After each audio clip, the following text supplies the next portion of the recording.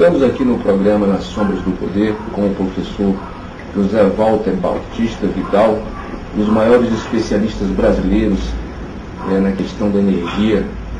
É um pesquisador, é um estudioso, é um intelectual, um brasileiro realmente que se dedica às questões, aos temas nacionais. Professor Walter, como é que o senhor está olhando, como é que o senhor vê o problema da energia no Brasil e no mundo atualmente? Olha, nós estamos vivendo uma fase perigosa, porque o mundo caminhou na direção dos combustíveis fósseis, e especialmente do petróleo, nos últimos 200 anos. E o petróleo está se exaurindo, né? Nós temos um colapso. Como a energia é o motor do mundo, é a fonte de poder, e todas as atividades dependem fundamentalmente de energia, a indústria, o comércio, a agricultura, os transportes, as comunicações. A energia é uma coisa fundamental. Esse colapso da energia predominante, que é o petróleo, está levando o mundo a uma situação muito perigosa. E tanto perigosa que nós temos guerra se processando, quer dizer, o mundo está em guerra na região onde se localiza 80% do petróleo do mundo, né? Os Estados Unidos, no governo Nixon, né, montou um programa de pesquisa de reserva de petróleo que a revista Newsweek considerou frenético, né, tal a sua dimensão, e mal descobriu petróleo para o ano do consumo mundial. Quer dizer, foi, em certo sentido, um fracasso. Então, enquanto a demanda cresce de uma maneira desproporcional, a oferta ficou praticamente estacionária. E isso, evidentemente, está levando o mundo, dentro de um ano ou dois, a demanda superar a oferta. Aí, nesse momento, começa o processo de decadência. O senhor falou na China. A China que tem esse crescimento vertiginoso aí, né, a olhos vistos, quer dizer, o comentário, quer dizer, a onda agora, o crescimento chinês.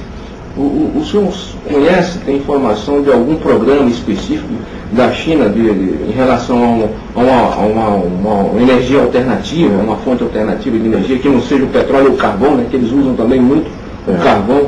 O senhor tem conhecimento de algum programa nesse sentido? Olha, a China está em um crescimento espetacular, né? Crescendo a quase 10% há algum tempo, né?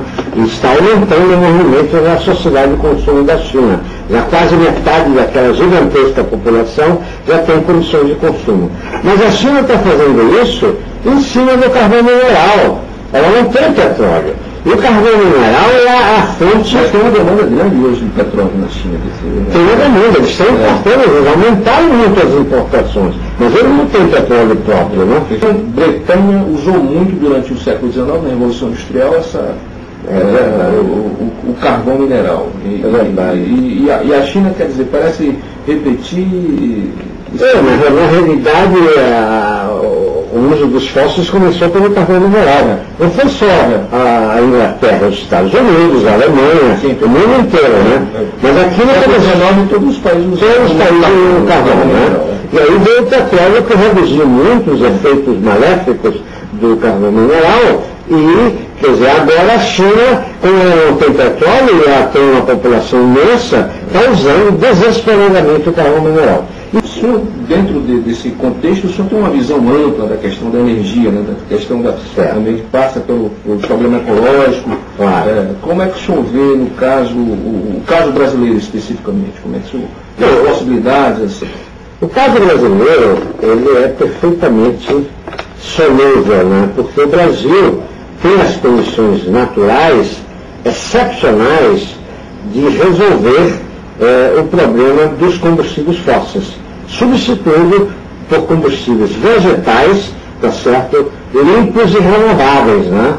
Quer dizer, o Brasil tem 4 condições excepcionais que nenhum país teve. Tem, por exemplo, o Brasil é o único continente tropical. A energia máxima vem do Sol. E o Brasil, sendo o único continente, é o país que tem mais Sol no planeta Terra. Em segundo lugar, o Brasil tem a maior proporção de água doce, para que a planta, através da sua fotossíntese, capta energia solar eletromagnética muito complicada de usar e transforma em energia química das plantas, né? Transforma em álcool, transforma em óleo vegetal, transforma em lenha, tá certo? É muito mais fácil resolver o problema. Terceiro, o Brasil é o país que tem a maior fronteira agrícola aberta, de terras férteis profundas.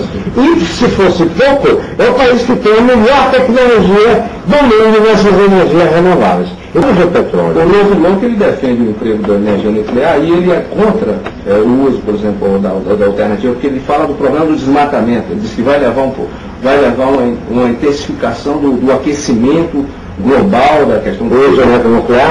Não, do emprego, por exemplo, a energia a partir dos recursos vegetais, como o álcool. Não, ele está completamente enganado. Diz que usa pela intensidade do calor da... Não, isso ele está defendendo de forma intensiva o emprego da energia. Não, totalmente enganado. Mas é um paradoxo porque, quer dizer, a questão da energia, quer dizer, a questão do álcool, hoje o álcool é louvado, Claro, é o único programa de alternativa derivada do petróleo do mundo. Ninguém conseguiu. Só o Brasil. Concretamente, só o Brasil. Os vegetais é o Dendê, por exemplo. O Dendê está muito bem na Amazônia. Vai servir para florestar a Amazônia, onde ela foi florestada.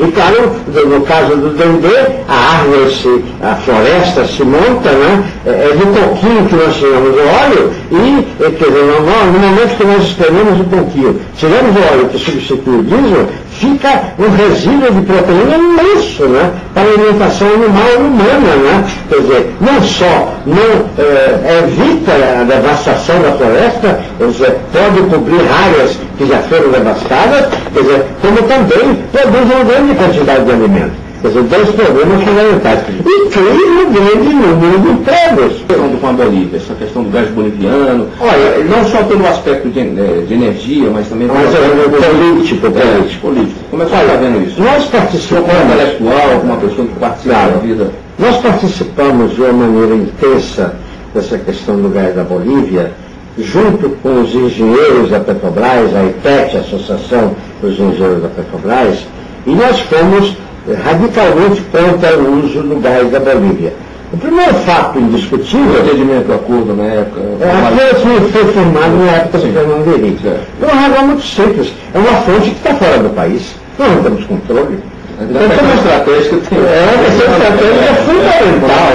Fundamental. Agora, como a reserva da Bolívia não eram da Bolívia, pertenciam às corporações de petróleo mundiais, né, foram feitos contratos absolutamente leoninos contra o Brasil. E contra a Petrobras.